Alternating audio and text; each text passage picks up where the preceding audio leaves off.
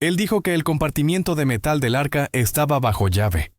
En la sala de estar en Coyoacán, Ciudad de México, la lluvia fina golpeaba el cristal, insistente, con la furia de un mar que Sofía N. El aire estaba pesado, con el olor húmedo de la brisa marina y el dulce aroma de las crayolas sobre el papel.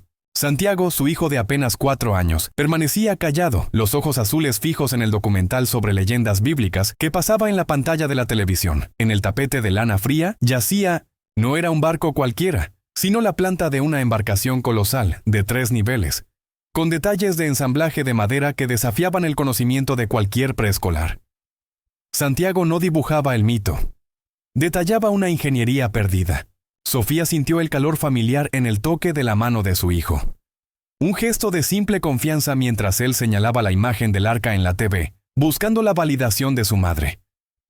Pero entonces, la voz de niño se tornó súbitamente clara, seria y distante, resonando con un conocimiento imposible. No, mamá. Le falta el compartimiento de emergencia, el de metal. La levedad del momento se desmoronó en pavor frío.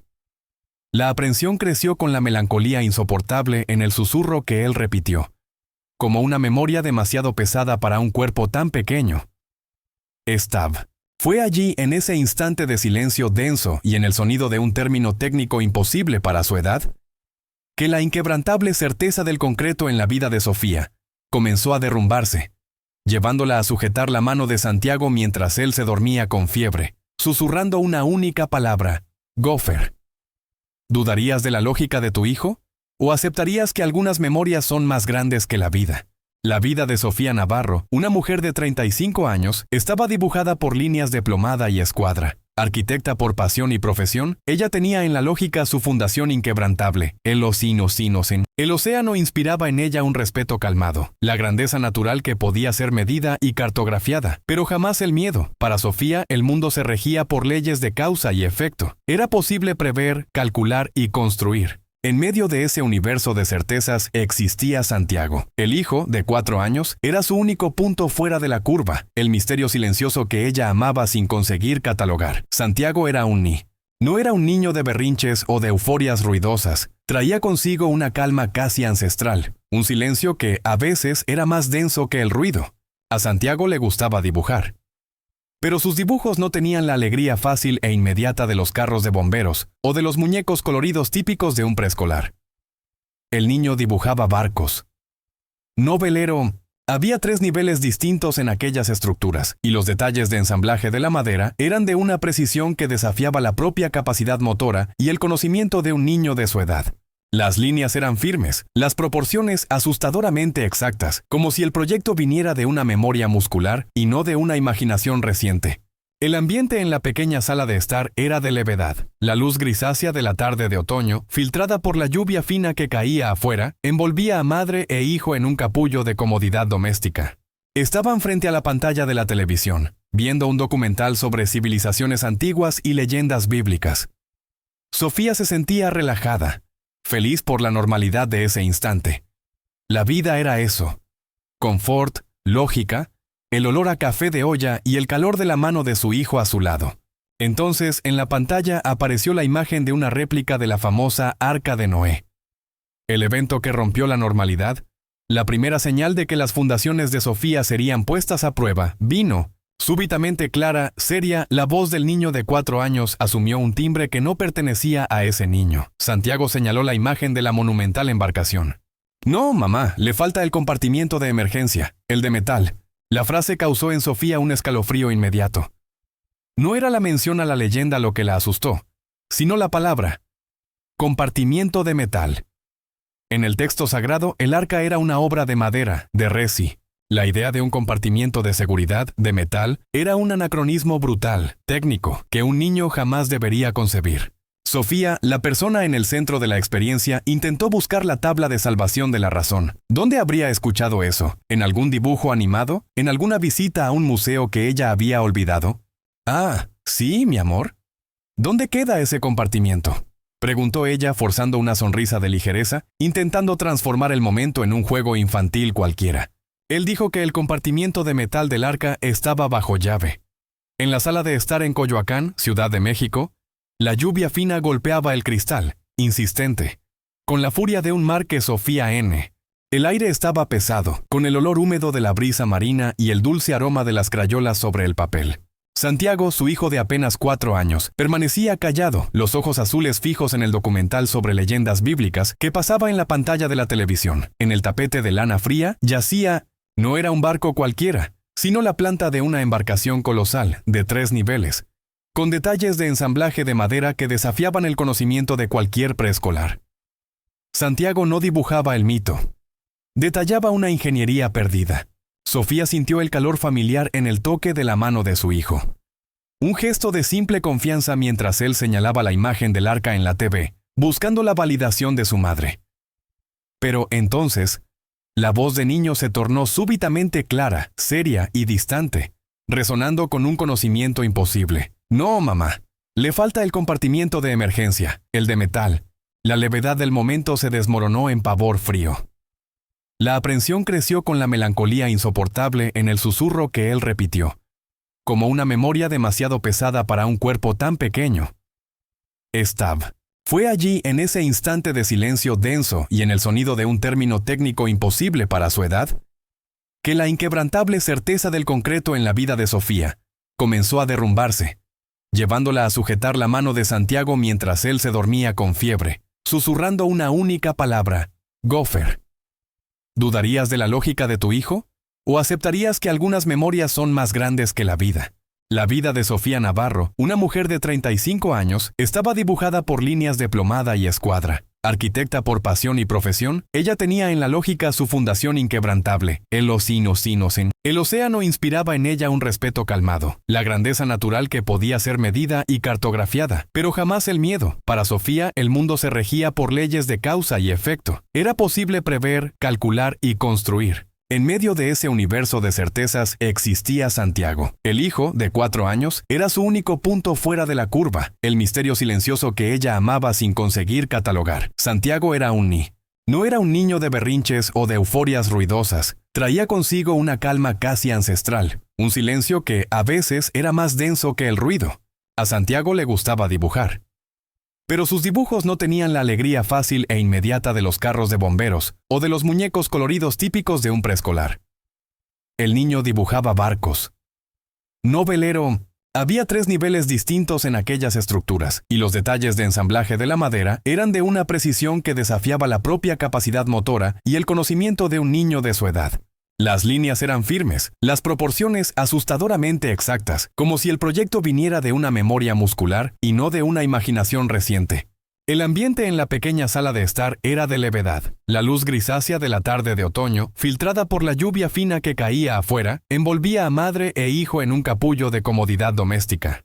Estaban frente a la pantalla de la televisión, viendo un documental sobre civilizaciones antiguas y leyendas bíblicas. Sofía se sentía relajada, feliz por la normalidad de ese instante. La vida era eso: confort, lógica, el olor a café de olla y el calor de la mano de su hijo a su lado. Entonces, en la pantalla apareció la imagen de una réplica de la famosa Arca de Noé. El evento que rompió la normalidad, la primera señal de que las fundaciones de Sofía serían puestas a prueba, vino. Súbitamente clara, seria, la voz del niño de 4 años asumió un timbre que no pertenecía a ese niño. Santiago señaló la imagen de la monumental embarcación. No, mamá, le falta el compartimiento de emergencia, el de metal. La frase causó en Sofía un escalofrío inmediato. No era la mención a la leyenda lo que la asustó, sino la palabra: compartimiento de metal. En el texto sagrado, el arca era una obra de madera, de resi. La idea de un compartimiento de seguridad, de metal, era un anacronismo brutal, técnico, que un niño jamás debería concebir. Sofía, la persona en el centro de la experiencia, intentó buscar la tabla de salvación de la razón. ¿Dónde habría escuchado eso? ¿En algún dibujo animado? ¿En alguna visita a un museo que ella había olvidado? Ah, sí, mi amor. ¿Dónde queda ese compartimiento?, preguntó ella, forzando una sonrisa de ligereza, intentando transformar el momento en un juego infantil cualquiera.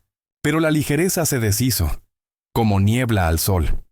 El niño continuó, y lo que vino enseguida fue un tono de melancolía insoportable para su edad, una tristeza profunda, de quien carga el peso de una nostalgia milenaria. Él ya no estaba jugando, estaba bajo llave. susurró, los ojos fijos en la pantalla, pero viendo otra cosa, otro tiempo. Tenía miedo al agua, pero no podía entrar. Y la última paloma era la más importante. No era blanca, mamá, era gris. Sofía sintió la primera punzada de miedo, un sentimiento que ella, la mujer de la razón y de los cálculos estructurales, no sabía cómo catalogar. No era un miedo a fantasmas, sino el terror de lo de Esk. Consiguió apagar la televisión. El sonido de la voz del documentalista silenciándose en un corte seco. El tono de ese nuevo momento se estableció allí. Una mezcla perturbadora entre la precisión técnica, compartimiento de metal, y la profundidad emocional. La última paloma. La noche avanzó y la lluvia golpeaba las ventanas del apartamento de Coyoacán con un ritmo constante, hipnótico. Sofía llevó a Santiago a la cama. Él estaba febril, con la piel caliente y un rubor en 1900. Mientras se dormía, abrazado a su oso de peluche gastado, susurró una única palabra que ella no reconoció, un sonido áspero y extranjero que parecía raspar contra la garganta del niño. «Gopher». Santiago repitió el susurro algunas veces más, el sonido mezclándose con la respiración entrecortada, hasta que el sueño profundo lo llevó. Sofía permaneció allí por horas, en la oscuridad, escuchando. Aquello era un detalle inquietante que invitaba a continuar, pues la certeza de Sofía había sido sustituida, por primera vez, por el vértigo de lo inexplicable. El mundo de las líneas rectas y del concreto acababa de dar lugar a una tormenta que comenzaba en una única y extraña memoria de niño. La fuerza que se opone al inicio no era una persona, sino el escepticismo dentro de la propia Sofía. Ella, la mujer del cálculo exacto, se sumergió en la ciencia como un náufrago en la tabla de salvarse. Llamó al pediatra, buscó la opinión de una neuróloga infantil, agendó consultas con psicólogos que trabajaban con trauma y memoria precoz. La búsqueda era frenética, pero silenciosa, como una investigación de campo que ella conducía sola, sin alarde. El consultorio de la neuropediatra tenía paredes blancas y juguetes pedagógicos. El silencio de la sala de exámenes, el sonido sutil de los aparatos de electroencefalograma, todo parecía ironizar el M. Pero para el alivio temporal de Sofía, él estaba perfectamente saludable. No había rastro de estrés postraumático, ninguna anomalía cerebral que explicara la precisión de sus dibujos o el tono de voz de un ingeniero naval milenario. La ciencia, en esa primera fase, se lavó las manos. El problema de Santiago no era físico. La subida de emociones, la tensión progresiva, vino con las evidencias que se acumulaban de forma contenida, pero implacable. Santiago continuó dibujando, pero ahora los dibujos eran más que embarcaciones. Formaban un mapa, trazados a lápiz de color sobre la hoja de papel Canson. Había lo que parecía ser la silueta de una montaña, de picos irregulares, con trazos y flechas que indicaban un área específica, y al lado una serie de números y letras, coordenadas geográficas. Sofía inicialmente ignoró el detalle matemático. Creyó que era otra fantasía de niño. Pero la curiosidad, el veneno sutil de aquel misterio, la picaba constantemente.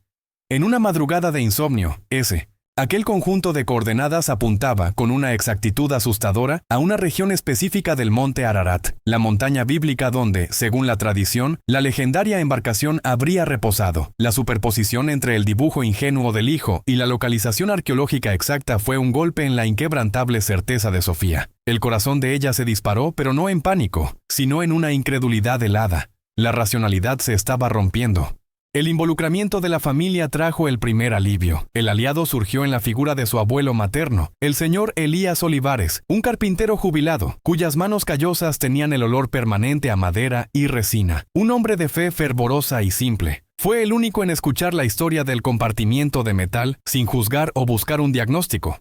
Cuando Sofía le mostró los dibujos detallados, el abuelo Elías no miró el formato del arca, sino la textura que el nieto intentaba reproducir con el lápiz. Tocó el papel con la punta de los dedos gruesos, como si pudiera sentir la fibra de la madera. «Esto de aquí, mi hija», dijo con la voz baja, casi un murmullo reverente. «Esto no es pino, es gopher». Sofía buscó la palabra en internet. Gopher, una acacia rara y casi legendaria, mencionada solo en la Torá como la madera utilizada en la construcción del arca. La precisión del detalle era una confirmación para el abuelo. «Es una señal, mi hija. Su alma estuvo ahí, y necesita paz».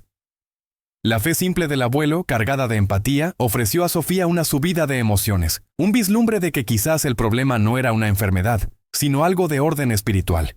Pero la fuerza que se opone, la presencia que resiste, vino para poner a prueba esa naciente esperanza. El doctor Ricardo Asunción, un renombrado arqueólogo, colega de Universidad de Sofía y escéptico de 1900. Ricardo, al analizar los dibujos y las coordenadas, reaccionó con una mezcla de fascinación profesional y desprecio intelectual. Para él, aquello no era memoria, sino un trabajo de criptografía avanzada. Un ingenioso truco, posiblemente planeado por los propios padres. El doctor Asunción era la mirada del público escéptico, la voz de la razón que se negaba a aceptar la magia. La tensión crecía de forma contenida, sofocante. Sofía estaba aprisionada entre la certeza serena de la fe del abuelo, que veía en aquello un propósito divino, y el desprecio contundente del científico, que veía manipulación o, en el mejor de los casos, un brote de genio infantil. En la mesa del comedor, Santiago, ajeno a la disputa de almas que se libraba, volvió a mencionar la paloma. Ella tenía miedo a la altura. Yo estaba allí para sostener su mano. Sofía sintió un miedo frío. No era solo la memoria de la embarcación, sino la memoria de la responsabilidad, de la soledad. El niño estaba febril no por un virus, sino por el peso de una historia que... La verdad era que estaba empezando a desear, contra toda su lógica, que la coordenada fuera real. Aquel era el detalle inquietante que invitaba a continuar. El cerebro pedía el escepticismo, pero el corazón comenzaba a rezar. La búsqueda frenética por la lógica alcanzó su límite en el punto exacto en que la ciencia, en su frialdad, confirmó la anomalía. Sofía había flotado entre el escepticismo del doctor Ricardo Asunción y de un satélite en órbita. El evento que funcionó como el punto de inflexión fue una llamada, seca y profesional, proveniente de un número desconocido.